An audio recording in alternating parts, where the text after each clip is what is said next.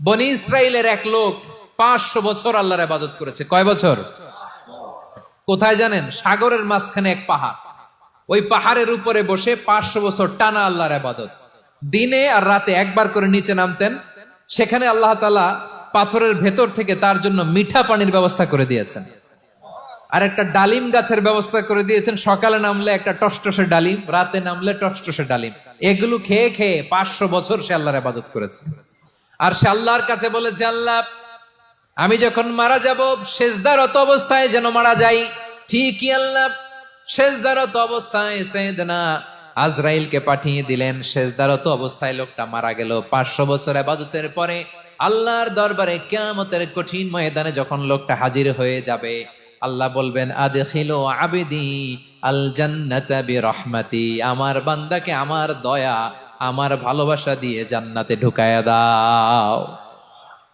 500 বছর ইবাদত করছে তো আমার দয়ায় আমার বান্দারে জান্নাত দাও।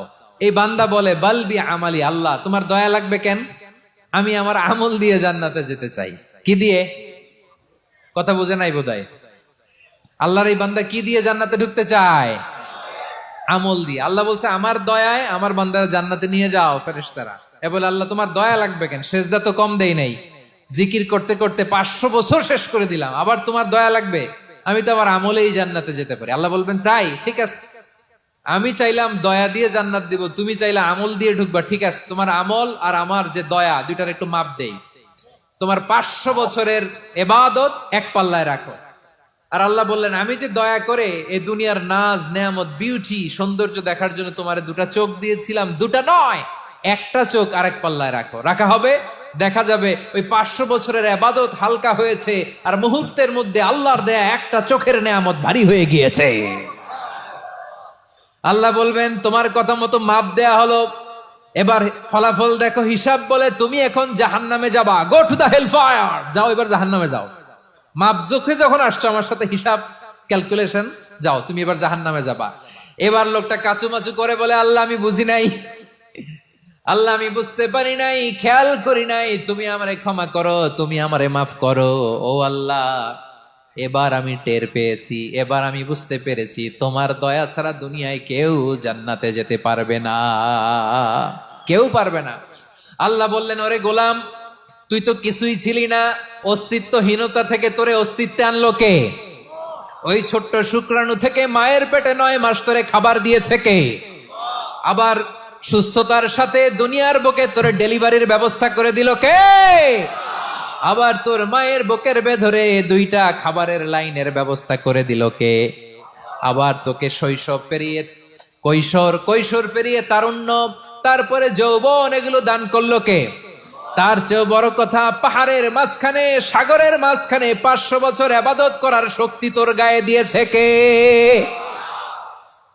এই সাগরের মধ্যে লোনা পানি, লবণের পানি মুখে দেয়া যায় না, সেখান থেকে আমি পাহাড়ের ভেতর থেকে মিঠা পানির ব্যবস্থা করে দিলাম। ওই জায়গায় তোরে রিজিকের বন্দোবস্ত করলো কে? সকাল বিকাল 2 বেলা টসটসে ডালিম খাওয়ার ব্যবস্থা করে দিল কে? তোর আবদার ছিল, আল্লাহ আপনি আমারে সেজদারত অবস্থায় রুহু কবজ করবেন, তোর শেষ আবদারটাও পূরণ করেছে কে? ও গোলাম, আমার রহমতের তুলনায়, আমার নেয়ামতের তুলনায় তোর 500 বছরের ইবাদতের কোনো ওজনই হবে না। গোটা বিশ্বের কেউ কোনোদিন আমার জান্নাতে ঢুকতে পারবে না আমি আল্লাহর দয়া ছাড়া। হুয়ার রহমানুর রহিম, তিনি দয়াময়, তিনি মেহেরবান। জিব্রাইল আলাইহিস সালাম বিশ্বনবীর এই লম্বা হাদিসটা যখন শোনালেন, আমি যা যা বলছি এটা বিশাল এক হাদিসের অনুবাদ। বললেন, ইয়া মুহাম্মদ, এই দুনিয়ার সবটাই চলে আল্লাহর রহমত দিয়ে। হাদিসের শেষ কথা, সব চলে আল্লাহর কি দিয়ে? তখন বিশ্বনবী সাহাবাদের বললেন, ও সাহাবারা শোনো, আল্লাহর জান্নাতে কেউ কোনোদিন প্রবেশ করতে পারবে না তার রহমত ছাড়া। সাহাবারা বললেন, ইয়া রাসূলুল্লাহ, আপনিও না?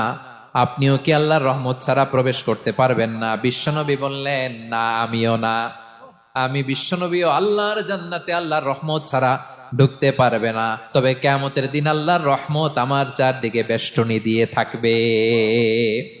আল্লাহ নিজের পরিচয় দিয়ে বললেন, আলিমুল গায়বি ওয়াশ শাহাদাতি হুয়ার রহমানুর রহিম, আমি হলাম রহমান, আমি রাহিম। আল্লাহরে চিনছেন?